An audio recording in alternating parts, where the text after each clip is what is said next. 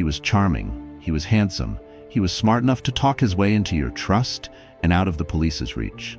But behind the smile was a predator unlike any America had ever seen. Theodore Robert Bundy, born in 1946, he looked like the perfect American boy, clean-cut, polite, and ambitious. But Ted's life began with a lie. His mother pretended to be his sister. His grandparents raised him as their own child. By the time he learned the truth, something inside him had already broken.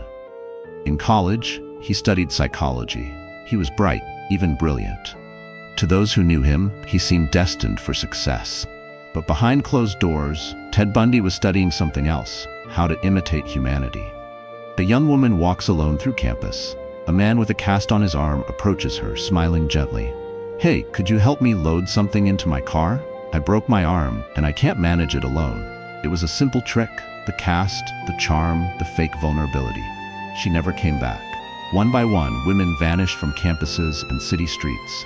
All young, all attractive, all with long, straight hair parted down the middle, and all last seen with a man named Ted. Police sketches appear on screen, the name Ted written multiple times. He blended into society perfectly. That's what made him terrifying. Ted didn't stalk from the shadows. He approached his victims in broad daylight. Bundy would lure them to his car, knock them unconscious, bind them, and drive to remote locations like mountains, forests, riverbanks. There, he did things too horrific to describe, and sometimes he came back. Days later.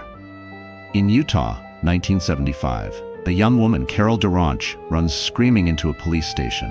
According to Carol, he said he was a police officer, told me my car was broken into. Then he handcuffed me. I just knew, if I got in that car, I'd die. Carol Durant survived. Her description led investigators to a name: Ted Bundy. When police searched his VW Beetle, they found handcuffs, rope, and an ice pick. We had him. But no one wanted to believe that Ted, the polite law student, could be a killer. In 1977, while awaiting trial in Colorado, Bundy pulled off the impossible. He jumped out of a courthouse window and vanished. Weeks later, he's captured. But not for long. That December, he cut a hole in his cell ceiling and crawled to freedom. By the time anyone noticed, Ted Bundy was gone.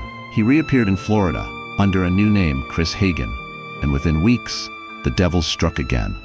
In the early hours of January 15, 1978, Bundy broke into the Chi Omega sorority house.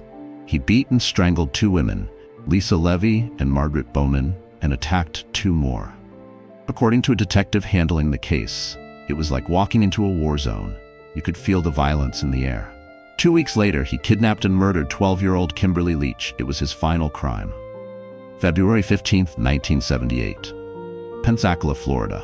A police officer pulls over a stolen Volkswagen. And Ted Bundy was the driver. He finally got caught. In an interview, the police officer said he fought like hell. When he finally cuffed him, he said, "I wish you'd killed me." After years of evasion, Ted Bundy was finally in custody. His reign of terror was over. Bundy's Florida trial became the first televised murder trial in U.S. history. He smiled for the cameras, proposed to a witness in court, and tried to play lawyer. But the evidence was undeniable. Bundy was sentenced to death. On death row, he confessed to over 30 murders, though the true number may never be known.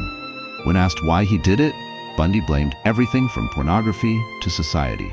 But the truth was simpler and darker. Ted Bundy killed because he enjoyed control.